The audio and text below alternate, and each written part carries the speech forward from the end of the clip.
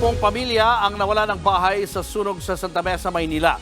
Namatay rin ang 13 pusang naiwan sa bahay na sinasabing dahilan ng sunog. Nasa frontline ng balitang yan, si Brian Basa. Doble kayod ang mga bumbero para apulahin ang sunog na sumiklab sa barangay 636 sa Santa Mesa, Maynila kahapon. Pero kahit anong bomba nila ng tubig, tila ayaw lumiit ng apoy. Pati ang mga residente tumulong sa paglaban sa sunog para mapatay na ang apoy. 14 na fire trucks ang sumugod sa lugar. Kabilang sa mga nasunugan ang gurong si Edward Santos. Nasagip niya ang mga anak at ang alagang pusa. Pero ang mga report card ng mga estudyante niya naabo. Nakita ko nagsisigawan na.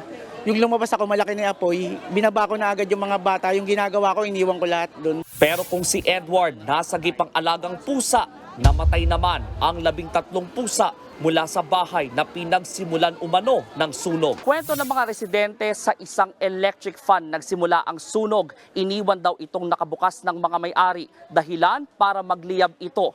Kumalat ang apoy hanggang doon sa katabing bahay at maging doon sa 4-story apartment. Iniwan daw ng mag-asawang nakatira sa bahay na bukas ang electric fan para mahanginan ang kanilang mga alaga. Nakasara yung room.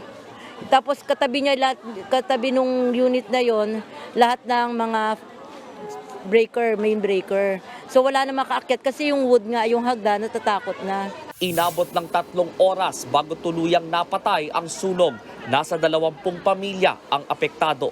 Kinukumpirma pa ng mga bumbero kung ang nag-overheat na electric fan nga ang naging mitsa ng sunog. Paalala naman ng mga otoridad. Tagalin muna natin yung mga nakasaksak bago tayo umalis. Para kampante din tayo pag umalis tayo. At saka regular natin ipacheck ang mga electrical wireless natin.